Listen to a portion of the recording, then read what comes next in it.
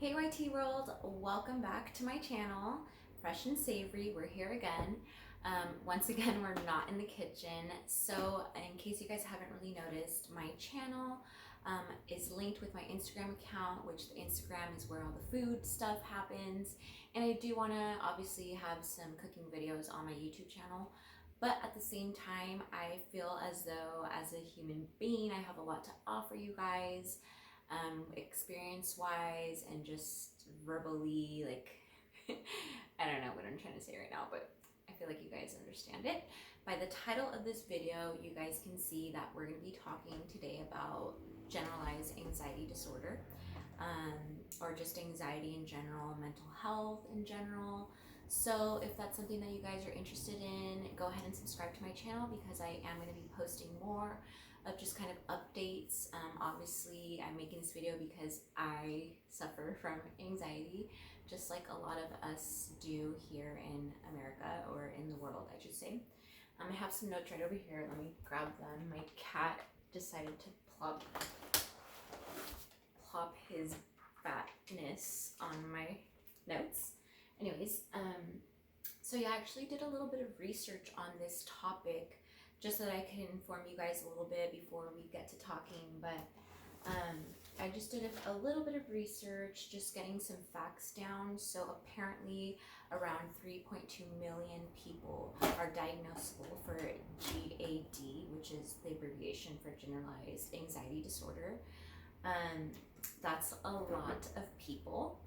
And then another interesting fact that I found out is that women are 2 times more likely to have this, which is very interesting. That's definitely sparking some thoughts in my mind for sure. So anyways, let's go ahead and jump more into the topic at hand. So I was diagnosed with GAD, that's a way to say it, GAD, GAD, back in 2013. I also have been diagnosed with chronic depression, which is also called clinical depression. I was diagnosed with that back in 2003, so that I was really young. I was a teenager, I was in my adolescence. There was a lot going on back then, right? Hormonally, emotionally, and then just in general with my life. So I've basically am someone that have been through a crazy life journey. I'm 29 right now, and I feel like I've seen as much as, you know, a 50-year-old would have seen or experienced, if not more. Which is why I want to share. I want to share with you guys my experiences, what I've been through, and how I've overcome everything during the tough times, you know, and how I've managed to rise above without medication. That's the number one thing right here in this video, is that I've managed to control my anxiety and my depression without medication for the past 7 years. No, more than that, way more than that. So yeah, this video I didn't really rehearse for, if you'd call it. Usually I take notes down and just kind of know what I'm going to say ahead of time, but with this it's kind of hard to do because there's just a lot to talk about, and I can't really, you know, rehearse that. This is all just coming from within me. Let me take a deep breath because I have a lot of talking to do. So I think first what I want to do is give you guys a little bit of a background on my GAD. I was diagnosed, like I said, back in 2013. There was a lot going on in my life back then. The father of my son at the time was in prison. He was doing 5 years, and he was sent away in 2011. So we're 2 years into that, and you know, my life is in shambles. And I started working with my doctor, who was my practitioner when I was growing up as a little girl. And after I had my son, I went back to him, and he was my doctor, or he is my doctor. Anyways, he's very like hippie-ish, but at the same time, I came to him with, you know, my problems of shortness of breath. I can't breathe. I feel like there's an elephant sitting on my chest. Like, I'm shaky. You know, I hate being in public. I can't drive. Like, all these things. And he right away was like, medication. you know, medication. That's what Western modern medicine, these doctors were taught to do or to tell us. And, right away I let them know that I was not interested. When I was a child, when I was 13, 14, when I was first diagnosed with clinical depression, I immediately was put on drugs. I was a minor back then. I was in the hands of other people. And unfortunately, they medicated me. Not only did they medicate me, but they heavily medicated me. And to the point where, the medication was bringing on new symptoms. And instead of questioning the medication, they just threw another one on top of that for that new symptom. It's really crazy to me the way the system works. It's sad. It's crazy. I was a first-hand witness of that, where I was in the juvenile system, ward of the court, and they didn't care. I was just a dollar sign probably, and it was very sad. And for a little over a year I was on medication, and what actually ended up happening is I went into foster care. And when I went into foster care, I decided on my own that I did not want to be on medication. I took that as a time to heal, to get well, to get better, to separate myself from all the craziness that was going on at home, which is the reason why I was now a ward of the court. And so yeah, at 14, I decided that I didn't want medication.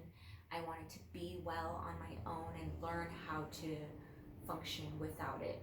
The reason why I did that is because I heard a lot from my peers around me saying that I was different when I was on medication, that I was quiet, that I was not myself.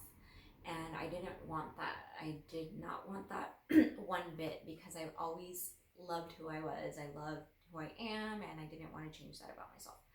Right? So anyways, did that, was, a teenager growing up, blah, blah, blah. I kind of during my 16, 17, 18, 19, 20 time frame, that 5-year time frame, I don't really remember much of my depression or anxiety. Excuse me. I was in a relationship with the father of my kids back then, and it was a very, I don't know how to explain it, but I was just obsessed, at that age. I was obsessed with him, and that's all that mattered, and nothing else mattered. It was an unhealthy relationship, and that's a whole nother story. Anyways, fast forward to 2013, and I had a lot of traumatic experiences happen from that time, and basically went back to my doctor and let him know of all the symptoms that I was having, and he wanted to put me on medication again. And I told him I was very adamant about not being on medication. So for about a year, we went back and forth of trying different things like therapy. He linked me with a therapist that gave me a bunch of exercise ideas that I can do, different things. And the thing with therapy for me is that I would sit down with a therapist and tell them the gist of my story, and literally a handful of times their jaws were just dropped. And it's very disencouraging when you have this huge weight on your shoulders, and you're finally in a safe zone where you can just let it all out, and the person sitting in front of you is in shock that you just told them everything that you just told them. So for that reason, I kind of stopped going to counseling. But it also forced me to find ways to treat myself, essentially. And I did get better. Back when I was 23, which was in 2013, I was drinking a lot, I was partying a lot, I was not living a healthy lifestyle. And it all kind of snowballed and happened at once, where I got really ill, really sick, and I lost my job. Just a bunch of shit was happening where it was like I was at my lowest, right? I reached rock bottom and I was like, fuck this. Like, I'm so unhealthy right now. I feel it. You can see it. It was disgusting. Like, I was just like, I can't live like this anymore, you know? And so I made it a point to get healthy. I educated myself on nutrition and eating well and clean eating and all that stuff, and minimize my drinking by a lot. And yeah, so with that and with the exercises that I learned, I was able to maintain my anxiety for the next 2 or 3 years. Um, and I'll let you guys know how I did that closer towards the end of this video. I just want to kind of let you guys know my background a little bit. So then what had happened was that the father of my son was coming home. He was getting out of prison, right? And the 6 months before that happened, all of a sudden my anxiety was back, like full force 100, but I did not know. I was not aware. I was unaware. So the way that it happened, I actually ended up in the ER. That's how unaware I was of the anxiety, because the symptoms were different this time around. So it happened, or it started happening where I was reading to my son at night. You know, I read to him a book every night, and it got to the point where I couldn't breathe. Like, I literally could not read a full sentence without having to like stop to catch my breath. And it started scaring me because I couldn't read a book to my son, you know? And so yeah, so finally I decided that I was going to go into the ER because it was such a discomforting feeling. I thought I had asthma. I literally thought that I had asthma all of a sudden. You know, I was like, oh, I must have asthma, like I can't breathe. So I go in, and yeah, they basically told me that I was having like mini panic attacks every night, and you know, they were asking me a bunch of stuff like about mental health, and I right away saw in the direction that they were going. So, you know, it was kind of like an eye opener for me, like, hey, like, you really gotta pay attention to your body, you know? And I'm so conscious of that all the time, but I think subconsciously knowing that he was coming home was really fucking with me on the inside, right? Even though everything in my life around me was good, it was great, it was 100, I was living a good life at the time. I mean, I still am. But yeah, so basically I started again. I started all the things that I needed to do to get myself in a mentally healthy state, because again, my doctor was like, medication, medication. Why don't you want it? Like, he just didn't understand why. Why not? All these symptoms will just go away if you would just take this one little pill, you know? And it's like, fuck no, I refuse. I refuse to take something that is foreign, put it into my body so that it can fix me. Like, no, that's ridiculous. Anyways, let's get into the good stuff. The healing, the maintaining, the calming down, all that. So basically, these are the things that I've been doing. I'm sorry, I actually haven't been doing these things, but this is what I used to do to control my anxiety and keep myself in a place where I felt good and just, you know, at peace on a daily basis, hourly basis. So recently, in the past month, I would say this past month of October, it's November now, but my anxiety for some reason has just shot all the way up, and I'm just like, you know, and this hasn't happened to me in a while. It's been about 2 years where it's been under control, and there was a little bit of it when I had my daughter. I have a 17-month-old right now. A little bit of it after I had her, but I relate that more to postpartum anxiety, if that's a thing. But yeah, for the most part, I've had it under control the past 2 years, and all of a sudden this last month, it's just skyrocketed within me, and I'm just full of anxiousness, and it sucks. So I was thinking about it, and I'm like, Karen, like, you've been through this, you know what to do. You gotta refocus and practice what you know. So one of the things that really helps me is affirmations. I used to do this every day, and I just started this week, and already it's helping me a lot. But I basically write down 5 words, at least 5, um, first thing in the morning, and it's just like what I feel like in that moment I need for that day, for me to get through this day and be at my most calm. I need to be A, B, C, D, and usually it's something like peaceful, focused, clarity, calm, breathe, think words like that. I actually did it this morning. My planner is over there, but it was something along the lines of peace, motivation, focus, and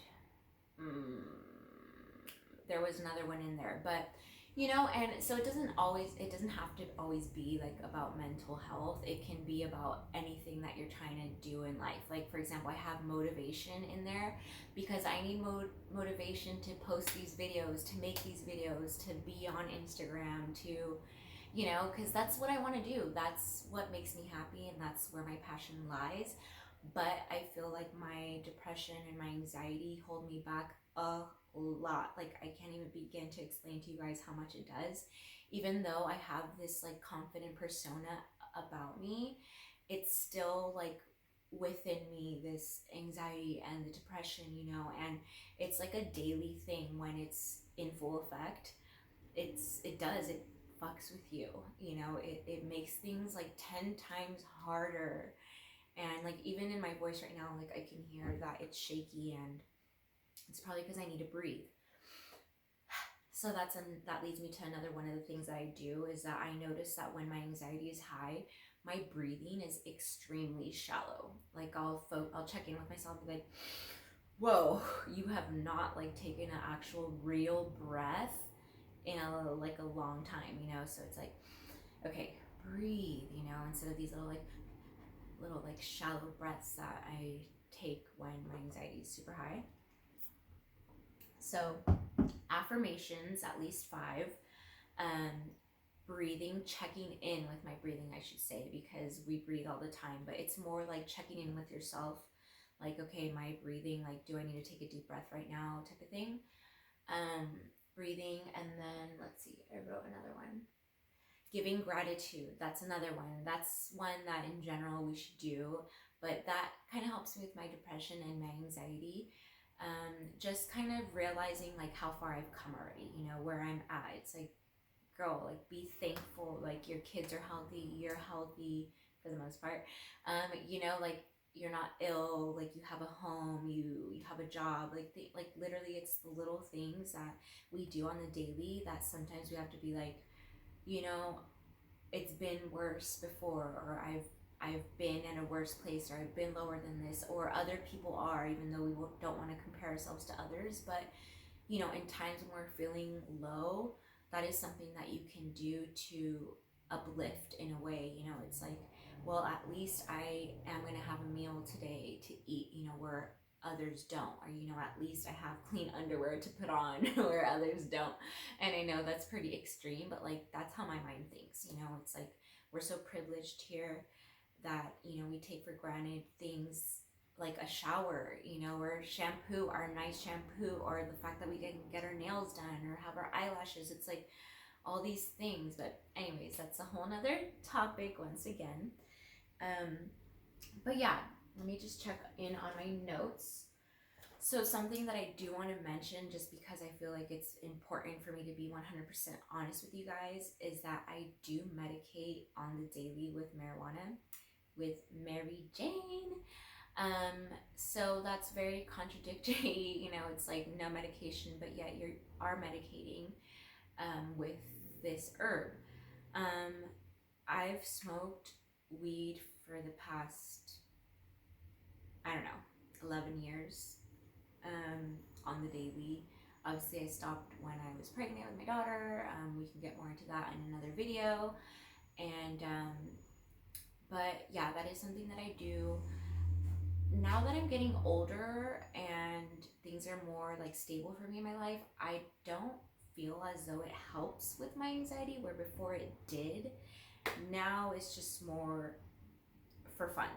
I actually noticed that it will give me anxiety if like I'm perfectly good, and then I'll go and smoke and it'll bring anxiety on. So that's something that I'm kind of aware of now and paying attention to. So yeah, but I'm just trying to think here. I feel like this kind of concludes what I was trying to share with you guys. So the main things that I do is check in on my breathing. I do affirmations every morning, and with those affirmations, I do repeat them throughout the day as I'm going through my day, you know, in my head. Like I will literally repeat those words over and over in my head, and it's, I don't know, it helps me. So maybe it can help you guys too. Stay hydrated, check in with your breathing, and give gratitude. Stay humble, you know, because in reality, these things are brought on from like triggers that we have within ourselves, you know. Even though sometimes, like with my depression, like I can't control that, you know, like literally one day I'll wake up and I'm like